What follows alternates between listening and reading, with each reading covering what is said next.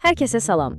Heç düşünmüsünüzmü? Niyə səhərlər ofis qapısından içəri girən kimi sanki tamamilə başqa bir insana çevrilirik? Bugün bəs bunun, yəni iş yerindəki davranışlarımızın pərdə arxasına baxacaq, o gizli psixoloji və sosioloji düymələri kəşf edəcəyik. Bizi işdə məhz bu cür davranmağa məcbur edən o görünməz qüvvələr nələrdir? Gəlin bu maraqlı mexanizmi birlikdə söküb yığaq. Baxın, özünüzdən pay biçin. Səhər saat 9-dan axşam 5-ə qədər ofisdəki o ciddi, bəzən gərgin sizlə, axşam evdə divanda uzanıb rahat dincələn siz eyni adamdır. Sözsüz ki, yox. Arada dağlar qədər fərq var, elə deyilmi? Bəs niyə belədir? İş mühitinə daxil olduğumuz an, şəxsiyyətimiz necə olur ki, az qala fərqli bir qəlibə girir? İnanın mənə, bu heç də sadəcə bir təsadüf deyil.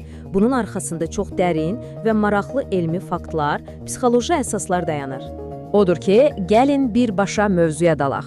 Bugün 4 əsas dayanacağımız olacaq. Əvvəlcə tutumlar və daxili dünyamıza baxacağıq, sonra davranışı hərəkətə gətirən o məşhur motivasiyaya, ardınca təşkilatlardakı status və rollara və ən nəhayət münaqişə və rol uyğunsuzluğuna. Beləliklə, birinci hissə ilə başlayırıq. Tutumlar və daxili dünyamız. Yəni, bir növ hər şey insanın daxilindən, öz zehnindən başlayır. Tutum dediyimiz bu anlayış sadəcə baş verənlərə verdiyimiz ani, düşünülməmiş bir reaksiya deyil, əsla. Bu, bizim hər səhər özümüzlə o ofisə gətirdiyimiz, təməl inanc və hisslərimizdən yaranan mürəkkəb bir şəbəkədir. Sizin işə, həyata baxışınızın oradakı canlı təzahürüdür. Bizi biz edən və bu tutumları formalaşdıran 3 əsas sütun var əslində. İnanclar, dəyərlər və normalar. Dəyərlərimiz atdığımız hər addımın arxasında dayanan gizli gücdür. Normalar isə bilirsiniz necədir? Təsəvvür edin, ofisinizdə heç yerdə yazılmayan, amma hamının əməl etdiyi qaydalar var, bax onlardır. Nəyin qəbul edilib, nəyin qətiyyən qadağan olunduğunu diktə edən görünməz bələdçilər.